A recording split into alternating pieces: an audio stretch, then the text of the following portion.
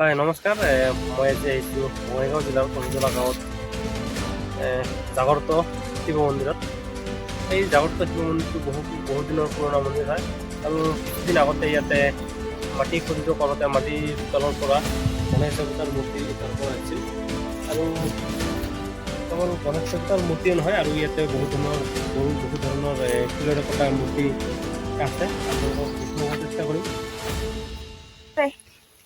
এয়া চাওক, গণেশ শিলৰে কটা গণেশ দেৱতাৰ মূৰ্তিটো ইয়াতে কেনেকুৱা পৰ্যাপ্ত অৱস্থাত আছে।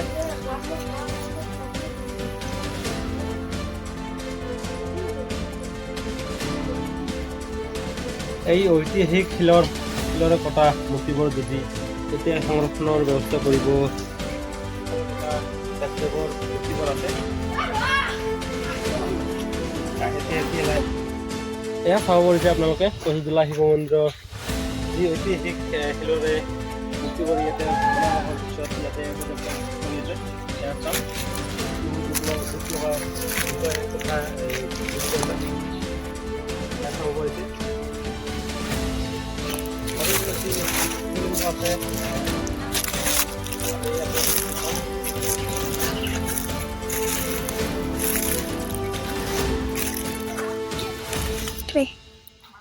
হয় চাওক, আৰু এটা ইয়াতে শিৱলিংগ ইয়াতে কেনেকুৱা পৰ্যাপ্ত অৱস্থাত পৰি আছে আপোনালোকে চাওক। ইয়াতে এই শিৱলিংগটো ইয়াতে নাছিল পৰা আনি ইয়াতে কৰিছে আৰু এনেকুৱা পৰ্যাপ্ত অৱস্থাত আছে, দেখিবলৈ ইয়াতে বেয়া লাগি আছে। আৰু পাহাৰৰ যিবিলাক দৃশ্য আপোনালোকক দেখিবলৈ চেষ্টা কৰিছে।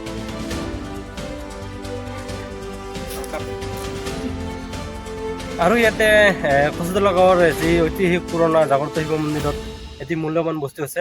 এই মূল্যৱান বস্তুটো আপোনালোকক দেখুৱাব চেষ্টা কৰিম। এইটো হ'ল পুখুৰী, এইটো ঝৰ্ণাৰ পুখুৰী হয়। এইটো কালাৰটো বঢ়িয়া, বহুত ধুনীয়া দেখা যায়। এই পানীবোৰ যদি আমি যতন কৰি ৰাখিব নোৱাৰোঁ, কিন্তু আমি আৰু এই পুখুৰী আৰু মন্দিৰৰ দৃশ্য কৰাটো আপোনালোকক দেখিব নোৱাৰিব। হয়, কচুতলা গাঁৱৰে স্থানীয় বাসিন্দা তিনিজন আছে, তেওঁলোকৰ পৰা আমি জানিব বিচাৰিম। হয়, মন্দিৰটো এই শিৱ মন্দিৰটো জাগ্ৰত শিৱ মন্দিৰটো কিমান দিনৰ পৰা ইয়াতে অৱস্থিত আছে? মোৰ ককা আইতা কোৱা হিচাপে এই শিৱ মন্দিৰটো এই জাগৰিত শিৱ মন্দিৰটো কমেও 70-75 বছৰ পুৰণি হয়। আৰু যি এই ইয়াতে কিছুদিন আগতে গণেশৰ মূৰ্তি পোৱা হৈছিল মাটি খোদিত কৰোঁতে, এই মূৰ্তিটো কেনেকুৱা অৱস্থা আছে বৰ্তমান কেইদিন আগতে আমাৰ ইয়াতে মাটিৰ পৰা এটা গণেশ বাবাৰ মূৰ্তি উদ্ধাৰ কৰিছোঁ।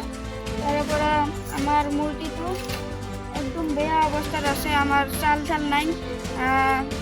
4-5টামান টিনেদি ওপৰেদি ঘেৰা দি আমি অৰ্ডাৰ থৈ দিছোঁ। আমাৰ একবাৰে গণেশ ঠাকুৰৰ মন্দিৰ এটা নাই। আমি শিৱলিংগৰ লগতে আমি মন্দিৰটো থৈ দিছোঁ আৰু গীৰ্জা থৈ দিছোঁ মূৰ্তিটো।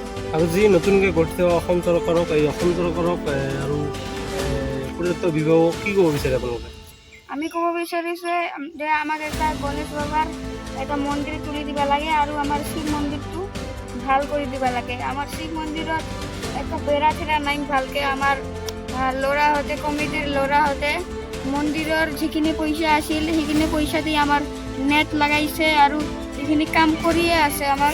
হয়, আৰু অভয়পুৰ দক্ষিণ সমষ্টিত বিধায়ক নতুনকৈ বিধায়ক ভাৰতীয় জনতা পাৰ্টিৰ ভূপেন ৰায়ক কি ক'ব বিচাৰে আপুনি?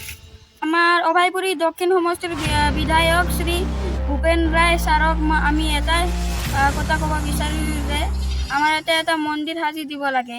কাৰণ আমাৰ গণেশ বাবাৰ মন্দিৰটো আছে, আমি শিৱলিংগৰ ছাইডতে আমি থৈ দিছোঁ। আমাৰ একো মন্দিৰ নাই আলাদা, আৰু আমাৰ এইবিলাক পূৰা প্ৰটেকশ্যনৰ কাৰণে